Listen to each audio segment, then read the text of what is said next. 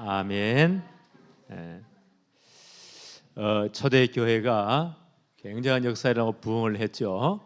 정말 예수 그리스도의 복음이 증거되고 성도들이 큰 은혜를 받으니까 그때마다 참 가난한 시절이었잖아요. 그러니까 재산이 있는 분들이 팔아서 사도들의 발 앞에 가지고 왔다. 사도들의 리더십을 인정했다는 거예요. 그분들이 또 필요한 분들에게 다 나누어 주어서 초대교회는 가난한 자들이 없었다. 대단한 역사예요. 근데 엄청난 부흥이 되어지니까 그 당시 이제는 요즘은 복지가 너무 잘 돼 있지만 그때는 복지에 이런 개념이 없었습니다. 그래서 그 율법에 보니까 고아와 객과 과부들을 절대로 억울하게 하지 말아라. 율법의 중요한 핵심은 억울한 사람이 없게 해라. 너희 중에 가난한 밥을 굶는 자, 가난한 자들이 없게 해라. 율법에 그렇게 하나님은 굉장히 강조를 하십니다. 그래서 초대교회가 이 과부들에게 구제를 했습니다. 헬라파 과부들, 외국에 있다가 오신 분들, 그런 분들은 뭐 삶의 근거가 별로 없으니까 교회 아는 사람도 별로 없겠죠. 그분들에게는 구제하는 것 적게 하고 히브리파 과부들, 원래 거기 있었던 분들, 그분들이 많이 가고 이것 때문에 교회에 불평이 생겼다는 거예요. 그래서 사도행 6장 보니까 원망이 생겼다. 그 은혜로운 교회가 원망이 들어온 거예요. 그때 사도들이 큰 갱신을 하지요. 정말 교회가 이 기도에 전무하고 복음 전거에 전무할 때는 은혜가 넘쳤어요. 근데 구제하는 거 하다 보니까 이상하게 원망이 생기기 시작했어요. 교회는 복음 전하기 위해서 구제자고 다 해야 돼요. 그거는 주 업무가 아니에요. 사도들이 큰 갱신을 하지요. 이런 갈등한 문제는 갱신할 기회입니다. 그래서 너희 가운데서 성령과 지혜가 충만하고 칭찬 듣는 믿음 좋은 7명의 일꾼을 택하십시오. 그리고 명단이 쭉 나오지요. 주로 헬라파 유대인들이 많아요. 그리고 이 모든 교회 업무들은 이런 것들은 구제하는 것들은 그들에게 맡기고 우리 사도들은 주의 종들은 기도하는 것과 말씀 전하는 것에 전무하겠습니다. 이 진짜 본질로 돌아오는 거예요. 교회는 제대로 복음 전하는 것, 말씀 전하는 것 전무해야 돼요. 교회는 이 땅에 제사장적인 사명을 가졌거든요. 그래서 높은 지위에 있는 사람들과 나를 위해서 정말 기도해라. 그래야 내 평안하게 신앙생활 할 수 있을 것이다. 제사장적 사명, 기도하는 겁니다. 그들을 축복하는 겁니다. 그리고 말씀을 잘 가르치는 겁니다. 우리나라에 진짜 기도해야 돼요. 이런 여러 가지 혼란이 그냥 지나가는 아니고 하나님은 이렇게 막 흔들어 가지고 더욱더 견고하게 만드는 과정이다. 그리고 어떤 분들은요, 아니 희망 고문이 아니고 하나님의 역사 진행이 그랬습니다. 흔들어 가지고 견고하게 만들어서 앞으로 진짜 세계복음을 하려고 하나님 이렇게 하십니다. 이렇게 막 흔들지 않으면, 이렇게 견고하게 하지 않으면 어느 날 북한문 열리면 어떻게 할래요? 엄청 혼란이 오는 거예요. 미리 한번 예방주사를 놔가지고 이런 거 다 극복하도록. 앞으로 저 문 열리면 이제 만주까지 전체 문이 다 열릴 거예요. 나는 저 몽골까지 계속 나는 간다고 봐요. 엄청난 문이 열립니다. 그럼 우리나라 문제 거의 해결돼 버립니다. 어떤 분들은 심각한 예고를 예언을 했어요. 대한민국이 한 20년, 30년 뒤에는 완전 쫄딱망한다. 앞서 들어보니까 이 사회학을 공부하는 가운데 미래를 보는 가장 정확한 척도가 뭐냐? 그게 인구 통계학이래요. 뭐라고요? 인구 통계학. 그 양반 말이 일리가 있더라고요. 봐라, 지금 대한민국 출산율이 한 가정에 한 명도 채 될까 말까래요. 지금 그렇지요. 한 가정에 여성가족부에서 보니까 아이 많이 낳으라고 예산을 엄청 수조를 때리 넣어도 안 낳아. 아이 키우기 싫어. 우리 서장님 계시지만 어린이집에 아이들이 없어. 거리에 나가봐도요, 아이들 구경하기 힘들어. 우리 동네 보니까 할아버지 할머니들만 나와 있지 애들이 없어. 그 말이 야, 그러기 끔찍하더라고요. 우리 장로님 권사님 계시지만 우리 어릴 때만 해도 한 반에 몇 명이었죠? 80, 70, 60명, 70명. 그것도 많아가지고 1부, 2부, 오전, 오후. 지금 서유리 모르고 몇 명이냐? 20 몇 명이래. 폐교되는 학교들이 많아. 요들 한 30년 가보면 어떻게 되겠죠? 이제 나라 망하는 거예요. 야, 끔찍하다. 네. 끔찍하다.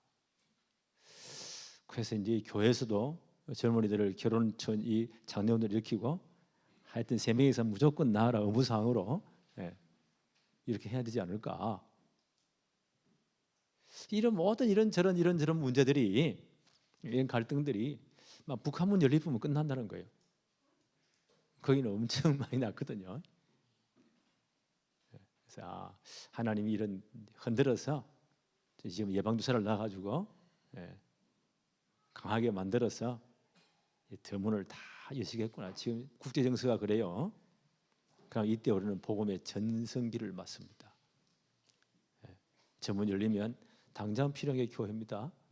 지금 북한에도 지하에 숨어서 생명 걸고 목숨 걸고 신앙생활하면 우리보다 훨씬 많아요. 엄청 많습니다.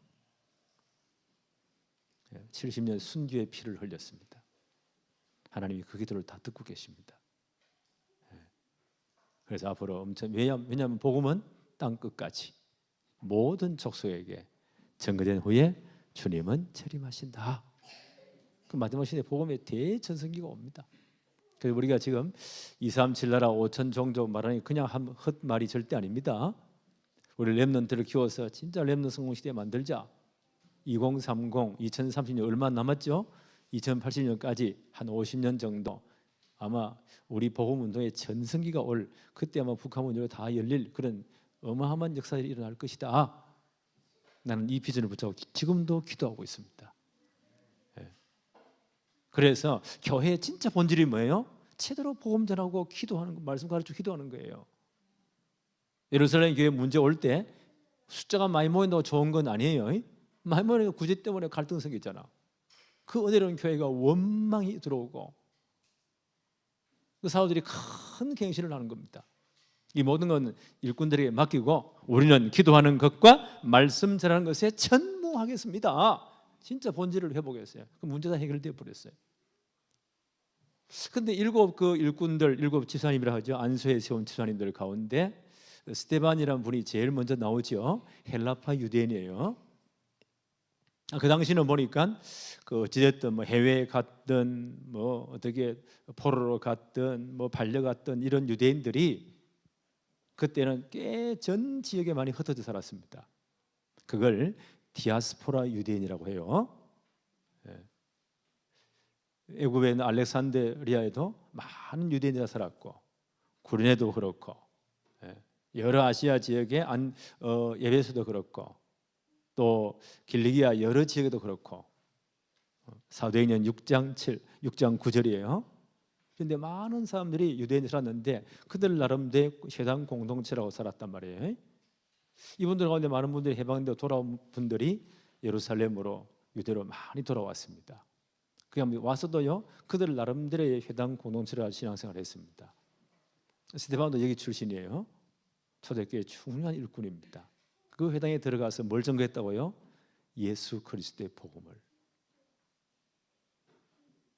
그 유대인들이 그렇게 자랑하던 성전, 그 성전의 실체가 그리스도이시다. 율법의 가장 중요한 핵심은 그리스도를 안내하는 모학 선생이었다. 우리는 그리스도를 붙잡아야 된다. 이 말을 하니까 그게 유대인들하고 논쟁이 생긴 겁니다.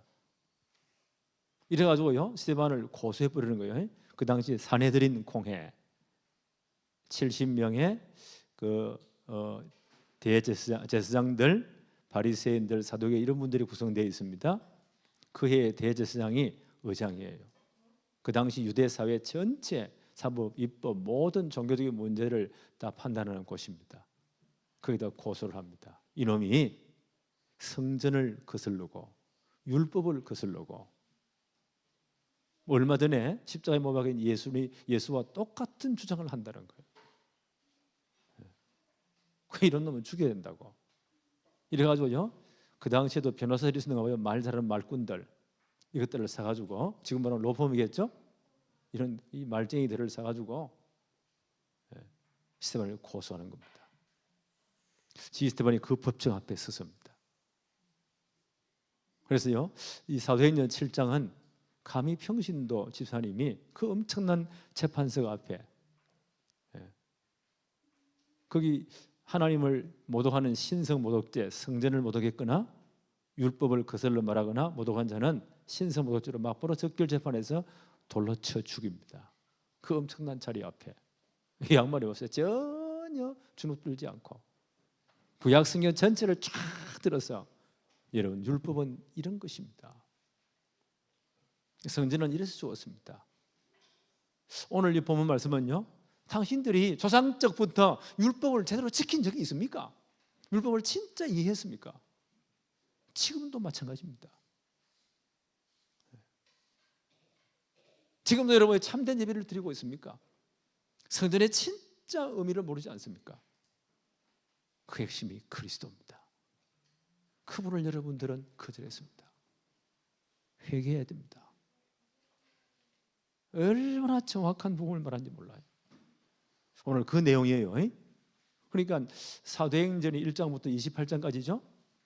제일 긴 장이 사도행전 7장이에요. 누구의 설교입니까? 평신도 안수 집사님인 스데반 집사님의 설교입니다. 사도보다 더 정확하게, 얼마나 복음이 정확한지.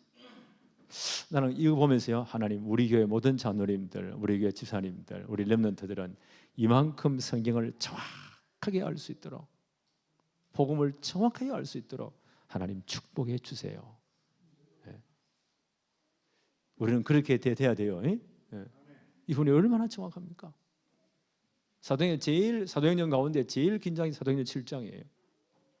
1절부터 53절까지 스데반 집사님의 긴 변정, 복음에 대한 변정 설교입니다. 오늘 스데반의 증언을 들어볼까요? 스데반 집사님의 설교에서 모세의 120년 인생을, 애굽에 들어가서 40년 훈련받은 것, 40세까지, 그리고 40대 또 추방이 되었죠. 도망가가지고 광야에서, 미디안 광야에 40년, 그리고 하나님 부름받아서 80에 부름받았죠. 120세까지 출애굽부터 해서 광야의 리더로서의 120세까지 40년, 이렇게 3등분을 나누신 분이 스데반 집사님이에요. 대단하지요. 그 성경을 보고 모세의 전 인생을 3등분으로 나누어서 해석을 해서 지금 설명해 줍니다.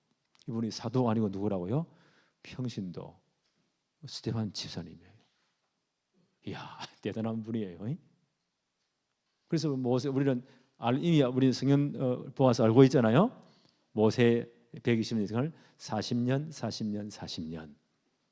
그걸 제일 먼저 나눈 분이 스데반 집사님이에요. 이분이 긴 설교를 합니다. 40세까지 17절 한번 볼까요? 하나님이 아브라함에게 약속하신 때가 가까우매. 하나님이 아브라함에 준 약속이 창세기 15장입니다. 횃불 언약 하시면서 뭐라고 말씀하십니까? 너는 분명히 알아라. 내 후손이 이방 땅에 객이 되어서 400년 동안 그들을 섬길 것이다. 그 400년 후에 그 섬기는 나라를 내가 징벌할 것이다. 그리고 너희들이 큰 자손이 어마어마한 무리가 되어서 그 땅을 빠져나오게 될 것이다. 요 약속이 때가 찼다는 거예요. 때가 참에 가까우니 이스라엘 백성이 애굽에서 번성하여 많아졌더라. 한 70몇 명 들어갔는데 한 400년 거의 가까이 가니까 어마어마한, 출애굽할 때 남자만 60만, 20세 이상만 60만이었어요. 어마어마하죠. 꼬박이 3점 해야 되겠죠. 이렇게 번성되었다는 거예요. 애굽에 딱 집어넣어 가지고, 왜 가나안의 그 우상 문화 섞이지 않도록 애굽에 딱 집어넣어서, 애굽 환경이 훨씬 좋잖아요. 하나님 언약 백성들을 이렇게 만드신 거예요. 그 언약대로 이제 엄청 번성하니까, 약속대로 번성하니까 애굽 바로 왕이, 그때는 이제 요셉을 알지 못하는 왕이 왕조가 바뀌었어요. 아니 저것들이 저렇게 많아지면, 이 전쟁이 생기면 이것들이 총을 거꾸로 대가지고 우리를 제정하면 어떡하느냐, 그럼 우리 망하는 거 아니냐.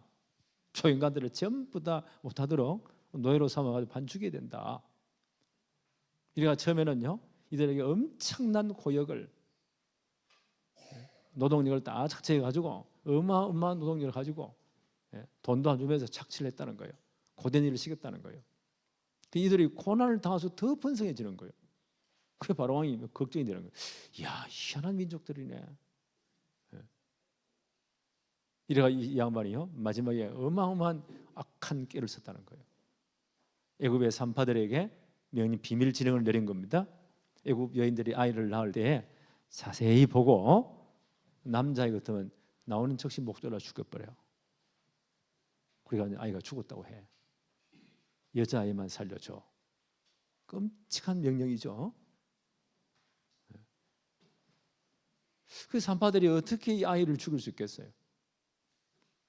그래서 아이를 살려놓고는 바로 왕이 막 책망하니까, 왕이시여, 애굽 여인들은요, 아이를 낳을 때 우리가 가기 전에 너무 튼튼해서 아이를 이미 낳았습니다. 그래 우리가 어떻게 죽입니까? 그래 바로 왕이 어떤 명령을 내리죠?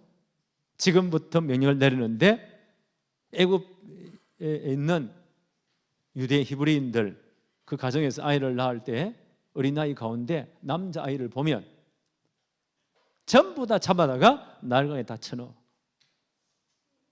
지금도 태어난 신생아 가운데 씨를 다 말려. 그 적으로 애굽의 나일강의 그 벽화에도 지금 그 벽화가 있대요. 애굽 군인 하나가 남자아이를 거꾸로 들고, 어떻게 남자아이를 구분하느냐, 총에 고추가 있으니까 딱 빨아서 아이를 들고, 그 밑에 아가가 입을 딱 벌리고 있는 그런 벽화들이 지금 남아있대. 이렇게 싹 다 씨를 말려. 악한 부위죠. 사단이 진짜 복음 가지고 렘넌트를 다 죽여.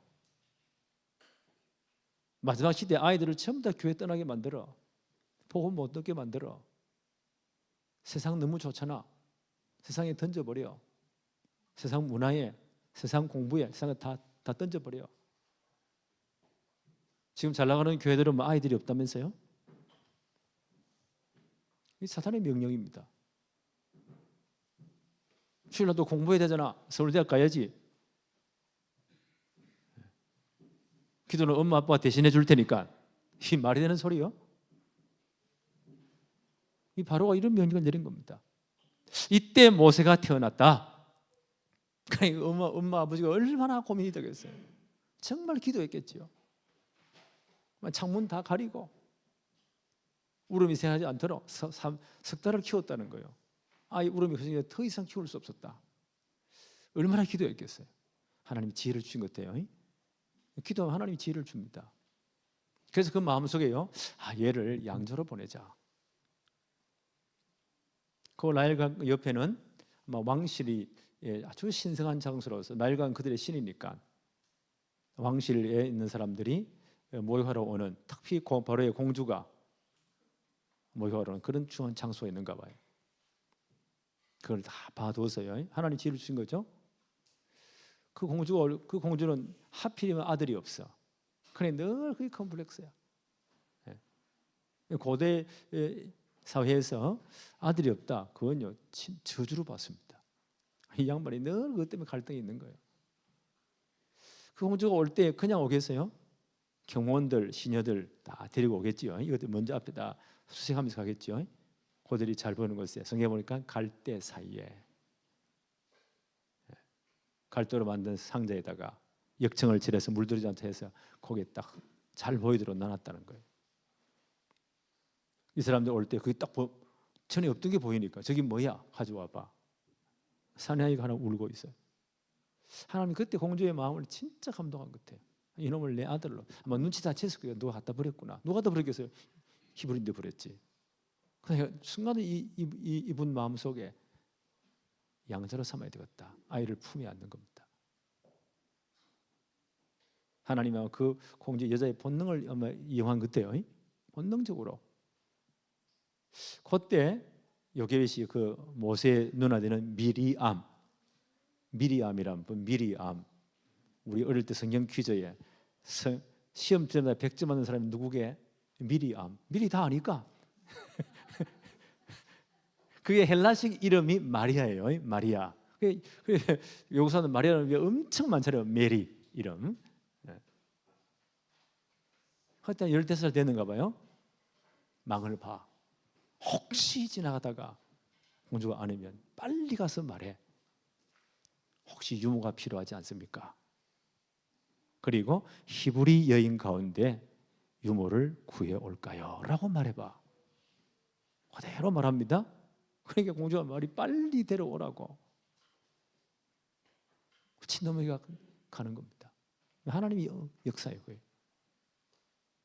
하나님이 정확하게요 계획하시고 실행하신 겁니다. 그래도 이스라엘 내게 그렇게 해주려 뭐 해야 할지니라? 기도해야 할지니라. 하나님이 지혜를 주시고 하나님이 다 이 일을 진행하시는 겁니다. 공주가 뭐라고 말하죠? 이 아이를 데려가서 키워달라. 내가 뭘 주리라? 삭슬 주리라. 이제 돈 받아 하면서. 그럼 이 바로 공주의 양자가 돼야 되니까 경호원 다 세워줬겠죠? 나는 집에서 키웠다고 봐요. 삭도 받으면서. 고대인들은 아이들의 젖을 오랫동안 먹이거든요. 3살, 4살까지. 그리고 입양이 되었다. 22절에 보니까 이렇게 말합니다. 모세가 애굽 사람의 모든 지혜를 배워 그 말과 하는 일들이 능하였더라. 그 왕자와 맞먹는 심정, 그런 그 신분을 가지고 애굽의 모든 애굽 사람의 모든 지혜를 배워 말과 하는 일들이 능하였더라. 대단히 똑똑한 사람이었다. 그 당시 애굽은 세계 최고의 나라입니다. 지금도 그때 산 피라미드 그 불가사의예요. 지금도 해석을 못해. 대단했습니다. 하나님이 스스로 이렇게 준비시킨 거예요. 40년 이렇게 준비를 시켰다. 왕궁의 40년입니다. 그 다음 23절에 보니까 나이가 40이 되매, 이거 스데반 지선의 분류예요. 나이 40이 되었는데 모세는 이미 눈치를 챘겠죠. 자기 어떤 출생의 비밀을 모를 리가 없지. 누가 다 말해줬겠지. 그지? 아무리 비밀이라 해도 너는 히브리 사람이구나. 40이 되어가지고요 자기 정체성을 깨달은 거예요. 그렇구나. 최고의 학문을 배우고 최고의 지혜를 다 배웠는데 대단하잖아요. 이쯤 되면 혁명을 일으켜가지고 우리 동족들을 구원할 수 있겠다. 이렇게 아마 40에 그 엄청난 용기를 가지고. 근데 시찰하다 보니까 애굽 사람하고 히브리 노예하고 시비를 붙었는데 너무 억울하게 자기 동족이 고통을 당하는 거예요. 이분이 너무 열이 받쳐가지고 그 엄청난 실력 가지고 애굽 사람 한 대 뚜렷이 팼는데 죽어버렸어. 그래가지고 그걸요 아무도 모르게 아마 땅에 묻었는가 봐요. 이쯤 되면 전 소문이 돌아가지고 히브리 노예들이 나를 따를 것이야. 착각을 했다는 거예요. 그 다음날 보니까 또 히브리 자기 동족 둘이 또 죽으라고 또 코피가 터지도록 싸우고 있어. 왜 싸우냐 동족끼리. 이 사람이요 모세를 밀치면서 누가 너를 우리의 관원으로 세웠냐, 지도자로 세웠냐. 어제 당신이 애굽 사람 때려 죽였지 않았냐. 나를 또 죽이려냐. 소문 다 났어. 이 보고가 왕 앞에 안 들어갈 리가 없지. 하다나 바로 왕은요 이 자기의 저놈을 삼을 것 이놈을 삼을 것이냐 갈등하는데 이게 결정적인 뭐가 미스가 나온 거예요. 저놈의 새끼 죽여라. 이래 튀었다는 거예요. 그래 40에 도망가서요 미디안 광야로 도망갔다. 미디안 광야에서 한 40년 동안 하나님은 모세를 철저하게 훈련을 시킵니다.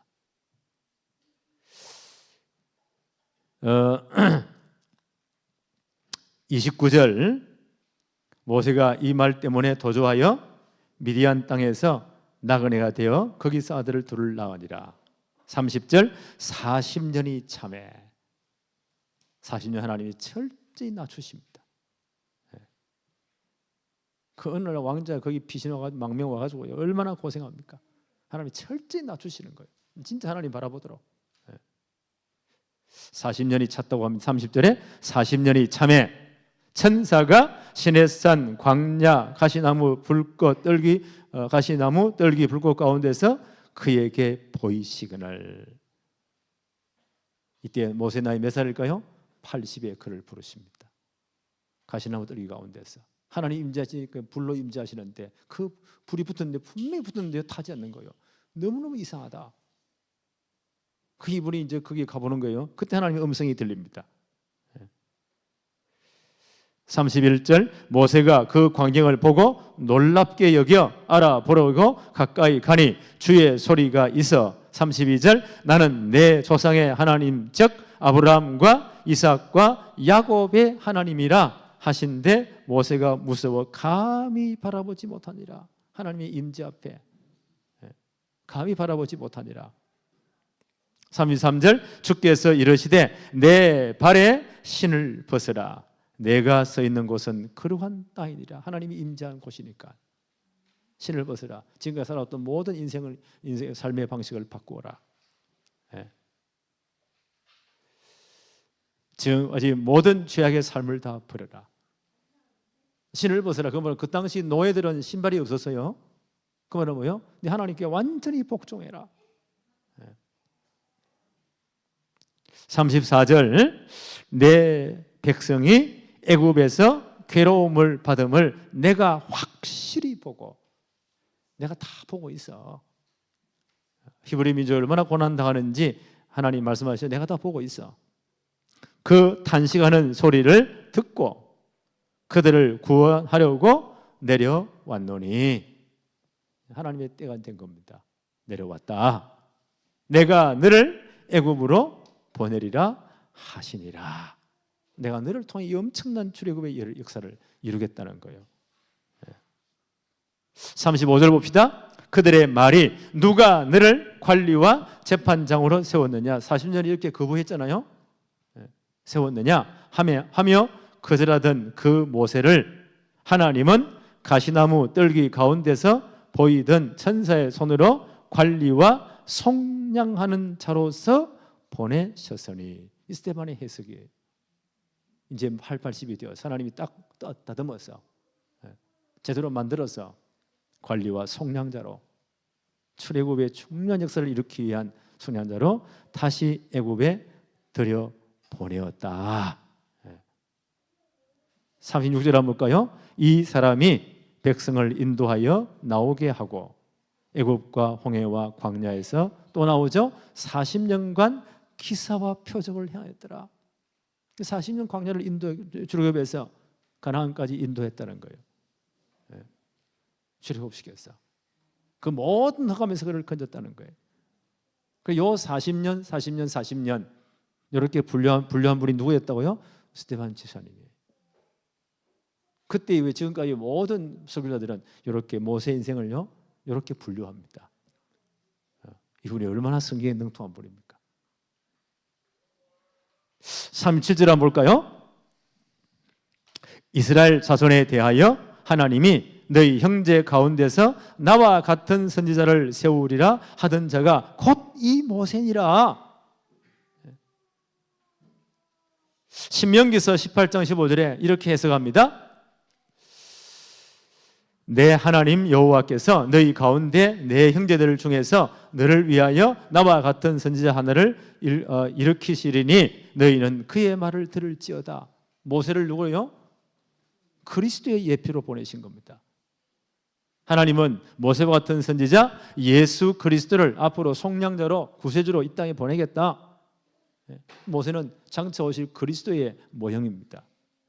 속량자로 보내었다. 그리고 이 모세를요 광야 교회의 리더로 세웠다. 광야 교회란 말이 나오지요. 38절 한번 볼까요? 시내 산에서 말하던 그 천사와 우리 조상들과 함께 뭐가 있다고요? 광야 교회에 있었고, 광야 교회. 출애굽한 이스라엘 백성들의 전체 모임, 그 회중의 모임, 이걸 스데반 지사님은 광야 교회였다. 아마 단일 교회로 제일 큰 교회가 광야 교회 같아요. 20세 이상은 60만이 넘었으니까 아이들 여자들 다치면 얼마나 많겠어요. 그 광야 교회 단임 목사 누구라고요? 모세였다. 이분은 그리스도의 모형이었다. 그리스도를 예표하는 인물이었다. 예. 광야 교회에 있었고, 스데반 지사님이 말도 아주 새로운 말을 지어냈어요. 이건 광야 교회였다. 이분의 해석입니다. 광야 교회에 있었고, 또 살아있는 말씀을, 하나님의 말씀을 받아서 우리에게 주던 자가 바로 이 사람 모세였다. 이번에 왜 하나님 율법을 받아서 너희에게 광야 교회 주지 않았느냐? 하나님의 말씀을 받아 주었다는, 율법을 받아서 너희 전달했다는 거예요. 모세는 율법의 전달자로 오셨어요. 그런데 예수님은, 진짜 실체이신 예수님은 어떻게 오셨다고요? 마태복음 5장 17절, 율법의 완성자로 오셨습니다. 예수님 이렇게 말씀하십니다. 마태복음 5장 17절에 내가 율법이나 선지자를 폐하러 온 줄로 생각하지 말라. 폐하러 온 것이 아니요 완전하게 하려고 왔느니라. 율법을 완성케로 왔다는 거예요. 십자가에서 모든 율법의 저주를 다 끝냈다는 거예요. 그죠? 율법의 완성자로 오셨다. 그리고 율법의 중요한 핵심이 무엇이냐? 예수님 이렇게 설명하셨어요. 마태복음 22장 35절로 40절에 율법의 핵심은 이것이야 라고 예수님 말씀하십니다. 한 율법사 와서 물어서요, 예수님 어느 율법 가운데 어느 게 제일 큰 겁니까? 중요합니까? 이 사람들은 예수님을 딱 이 올무를 걸려고 1계명이 제일 큰 거야. 그러면 2계명은 안 큽니까? 라고 시비 걸려고. 예수님 그게 말리지 않았어요. 율법의 정신, 핵심을 말씀하십니다. 첫째는, 율법의 가장 큰 첫째 정신은, 핵심은 하나님을 마음을 다하고 목숨을 다하고 뜻을 다하여 사랑하라 하셨으니 이것이 크고 첫째되는 계명이요. 율법의 중요한 핵심, 하나님 사랑을 어떻게 사랑하러요? 마음을 다하고 목숨을 다하고 뜻을 다하여 사랑하라. 하나님, 이게 율법의 첫째 핵심이다. 둘째는 그와 같으니 내 이웃을 내 몸과 같이 사랑하러 하셨다. 이것이 모든 율법과 선지자의 강령이니라. 모든 율법, 모세를 통한 율법의 핵심이 뭐냐? 예수님 설명하셨어요. 첫째는 뭐요? 하나님 사랑. 어떻게 사랑해야 돼요? 마음을 다하고 목숨을 다하고 뜻을 다해 사랑하라. 왜? 하나님 우리 먼저 사랑했으니까. 로마서 5장 8절에 바울은 분명히 밝혔잖아요. 우리가 아직 죄인 되었을 때, 우리는 불신자 망하는 시간표 그대로 12가지 그대로 망할 그때, 죄 사선 사망, 영원 사망이에요. 심판보다 영원한 지옥이에요. 어쩔 수 없어요. 그때에 이 문제를 해결해서 하나님이 그리스도를, 하나밖에 없는 외아들을 보내주셨다. 우리 대신 십자가에 못 박으셨다. 율법의 모든 요구를 다 끝내버렸다. 우리의 모든 저주를 끝내버렸다. 그래서 우리에 대한 자기의 사랑을 뭐 하셨다고요? 확정하셨느니라. 이게 하나님의 사랑이에요. 요한복음 3장 16절, 하나님이 세상을 이처럼 사랑하사 하나밖에 없는 독생자를 내놓으신 거예요. 하나님이 전부 다를 내놓으신 겁니다. 왜요? 나를 구원하기 위해서.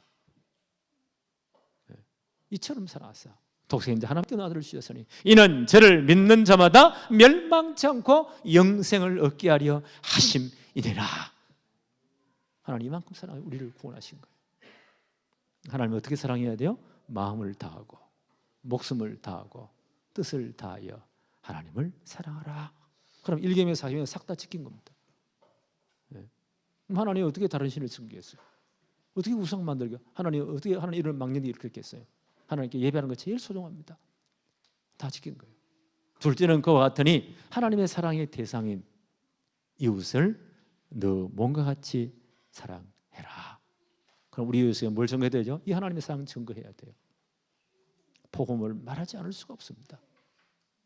그 이웃 사랑의 가장 큰 표현이에요. 그래서 올 한 해 우리가 우리 가족들과 진짜 기도하십시다.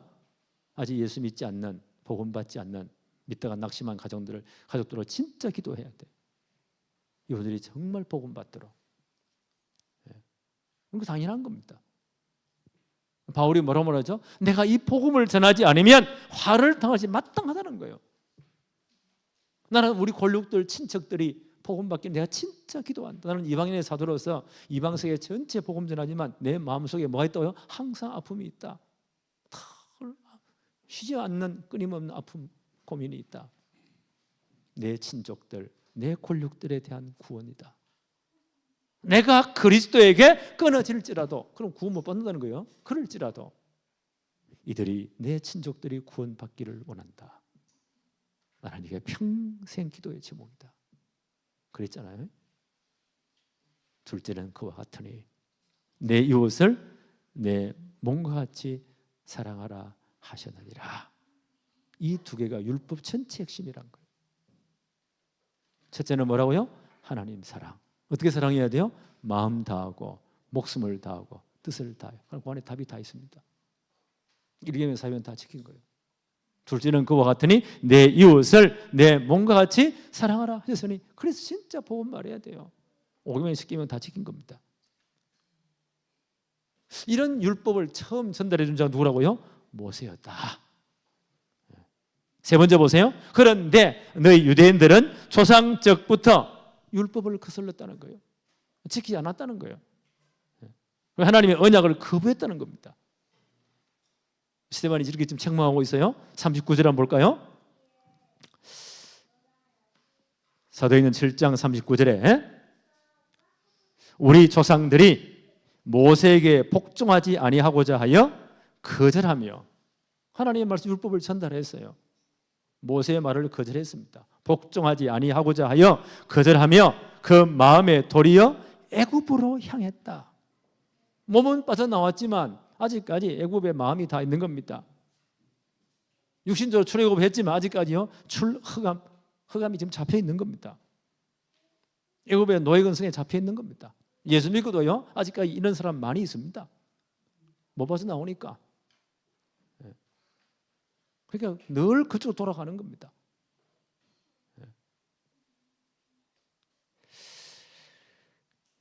그래서 어떻게 했다고요? 40절에 보니까 아론 들어, 모세 형이 아론이죠.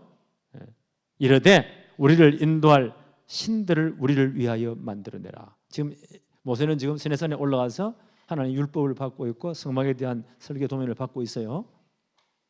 근데 모세가 안 보이니까 너무 불안하다. 우리를 위하여, 우리를 인도할 신들을 우리를 위하여 만들라. 애굽 땅에서 우리를 인도하던 이 모세는 어떻게 되었는지 우리가 알지 못하노라. 지금 40일 동안 하나님을 만나고 있잖아요. 하나님 율법을 받고 있잖아요. 근데 그 밑에 기다려야 되는데 못 기다리고 이런 헛된 짓을 합니다. 이 흑암에서 못 빠져나오니까. 예수 믿고도요 정말 이 복음의 진짜 비밀을 누리지 못하니까 그냥 헛소리를 한다는 거예요.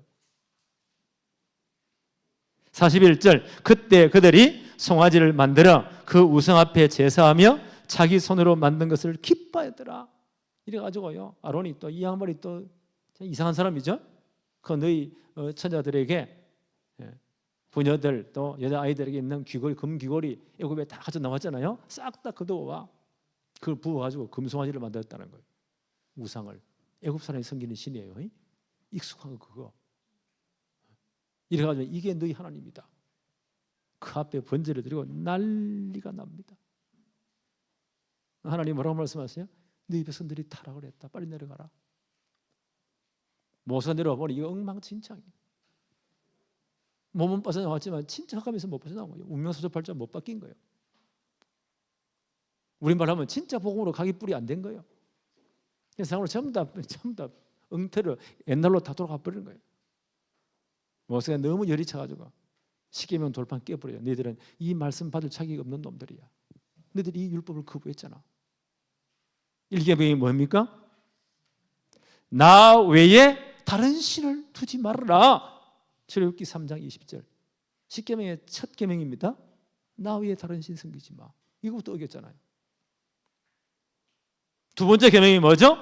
너를 위하여 새긴 우상을 만들지 마. 어떤 형상이든지 만들 거 앞에 절하지 마. 이것부터 어겼잖아요. 아직까지 몸은 빠져나와 출애굽했지만 진짜 출애굽을 하지 못한 겁니다. 우리말로 하면 정말 불의자 상태에서 못 빠져나온 거예요. 운명 저주에서 못 빠져나온 거예요. 아직 생활은 이쪽에 가 있습니다. 껍데기만 교회 왔다 갔다 하지. 스테반이 이것 좀 책망합니다. 진짜 율법을 누가 어기느냐? 너희 조상들부터 어겼지 않느냐? 그래서 출애굽 1세대는 한 명도 아버지 없이 가나안 못 들어갑니다. 민수기 14장 26절로 33절에 기록되어 있죠. 광야에 40년 동안 뺑뺑뺑 돌면서 지국 1세들은 전부 다 그 시체가 모래땅에 다 묻힙니다. 싹 다 묻혀버립니다. 너희 출애굽 1세대, 여기에 빠진 너희 출애굽 1세대, 하나님 40년 돌면서 하나님 약 올린 집마다 합니다. 하나님 뭐라고 하세요? 언제 너희들이 내 앞에 진짜 예배한 적이 있느냐? 하나님 그렇게 말씀하시죠. 42절 한번 볼까요? 하나님이 외면하사 그들을 그 하늘의 군대 섬기는 일에 버려두사, 이를 성신을 섬기고 우상 만들어 섬기는 일에 버려두사 버려주셨다. 이는 선지자의 책에 이렇게 기록되어 있다. 이스라엘 집이여, 너희가 광야에서 40년간 희생 제물과 제물을 내게 진짜 드린 적이 있느냐? 예배한 적이 있느냐?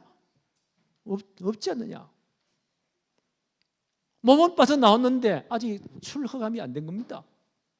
안 바뀐 겁니다. 그러니 애굽에 있는 그 습관 그대로 하고 있는 거예요. 선지자를 통해서 너희들이 언제대로 예배한 적이 있느냐? 폼만 잡았지. 그래서 40년간 뺑뺑 돌리면서 하나님 그 출애굽 1세대를 싹 다 모래땅에 묻어버렸다.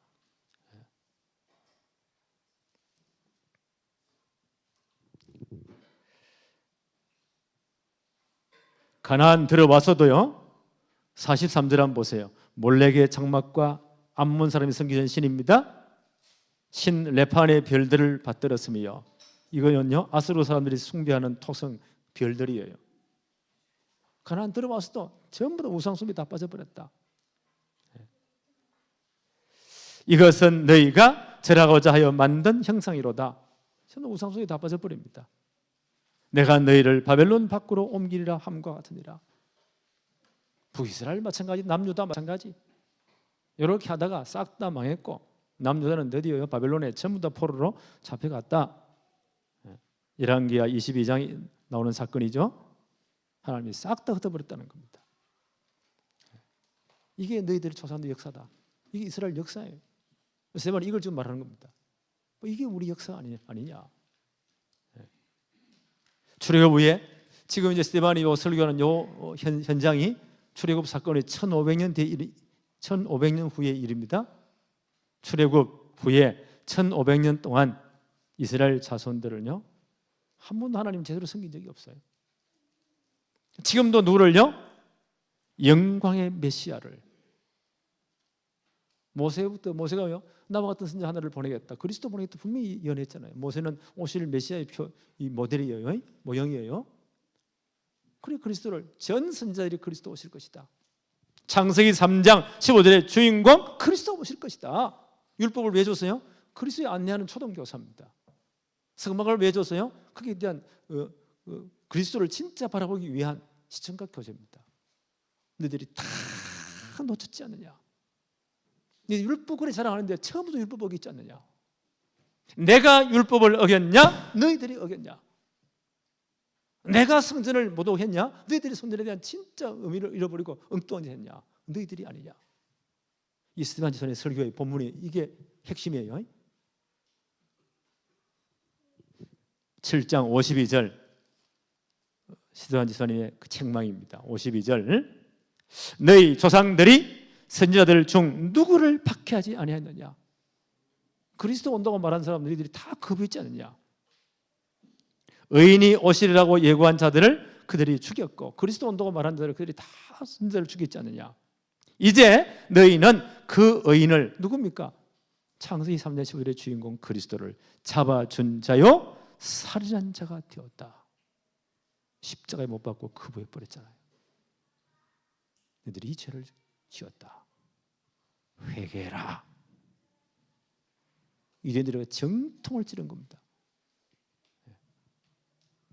초대교회의 중요한 메시지가 뭐죠? 사도행전 3장 베드로와 요한의 설교죠. 초대교회 메시지, 베드로, 요한, 사도들의 메시지 핵심입니다. 사도행전 3장 14절 15절에 너희가 거룩하고 어려운 일을 거부하고 도리어 살인한 사람을 놓아 주기로 구하여 생명의 주를 죽였도다. 십자가에 못 박았잖아요. 빌라도가 놀래가지고 아니 의인을 어떻게 십자가에 못 박느냐, 핏값은 어떻게 할래? 유대인들이 얼마나 용감합니까? 그 핏값을 우리와 우리 후손들의 머리에 다 돌려있어요. 당신은 빠지세요. 그 핏값이 다 돌아간 겁니다. 베드로가 이거 책망하잖아요. 너희들이 그분을, 그리스도를 십자가에 내주지 않았느냐. 네. 생명의 주를 죽였도다. 그러나 하나님이 죽은 자 가운데서 그를 살리셨으니 우리가 이 일의 증인이다.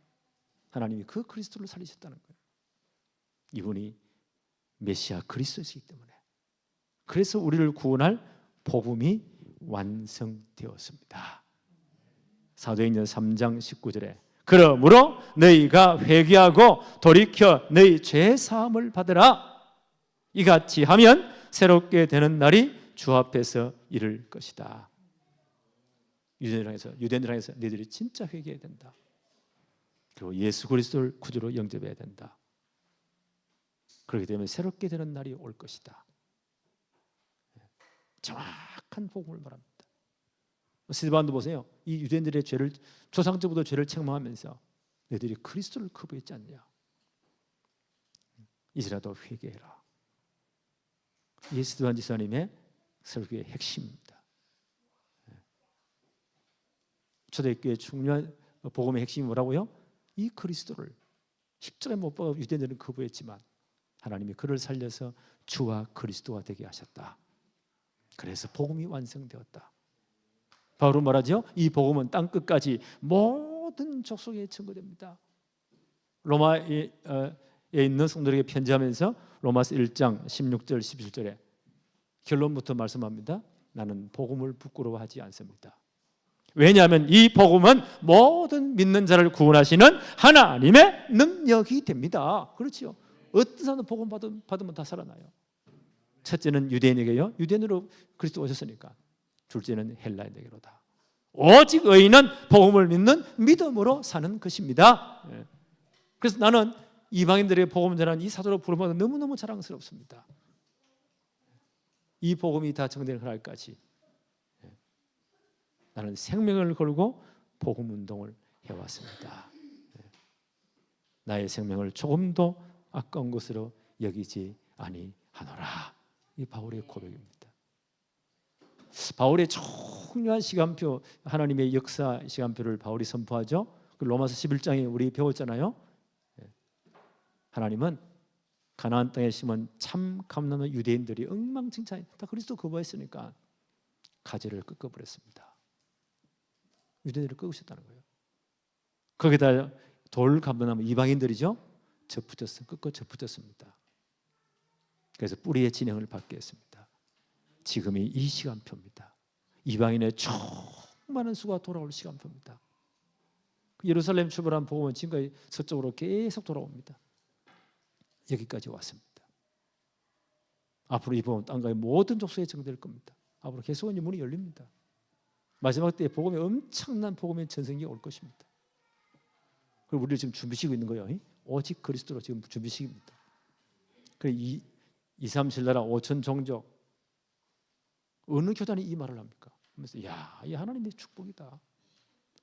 렘넌트를 일으켜서 진짜 앞으로 이 사역에 최고의 축복의 사람으로 만들자.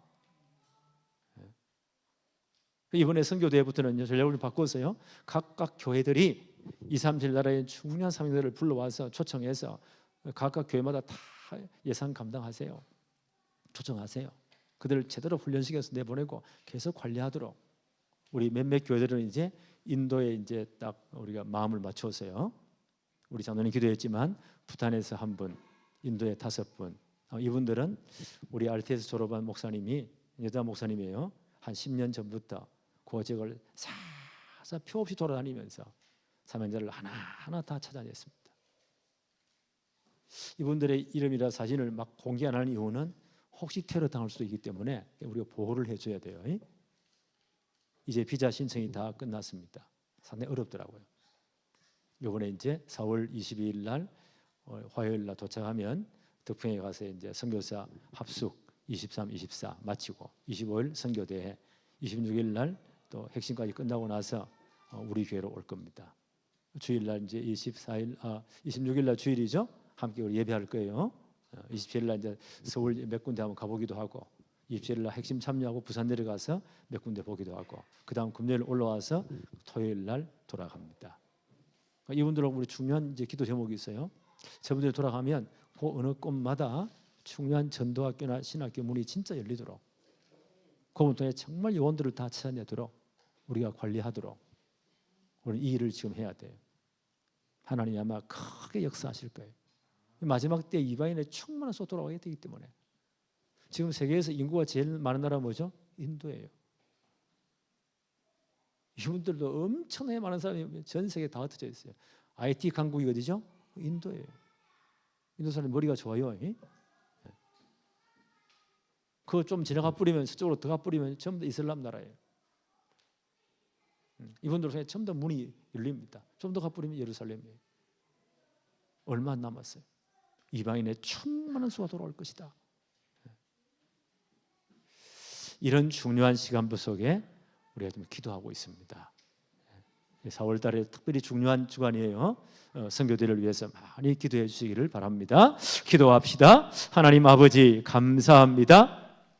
오늘도 복을 주셔서 예배의 최고의 축복을 누리게 하심을 감사합니다. 스데반의 긴 설교를 보면서 예수가 그리스도 되심을 깨닫게 하심을 감사합니다. 이 엄청난 복음을 거부한 유대인들이 2000년 동안 저렇게 핍박당함을 봅니다. 이 마지막 시대에 복음의 전성기가 올 것인데 여기에 우리 모든 교회들이 우리 렘넌트들이 우리 성도들이 서임받도록 축복해 주옵소서. 이번 선교대에 하나님께서 전 세계에 모여오는 사명자들과 선교사님들 또 후원하며 함께 기도하는 한국의 교회들을 축복해 주옵소서. 우리의 후대들이 이 바톤을 받아서 마지막 시대에 세계 복음화의 주역이 되게 하여 주옵소서. 예수 그리스도 이름으로 기도하옵나이다. 아멘.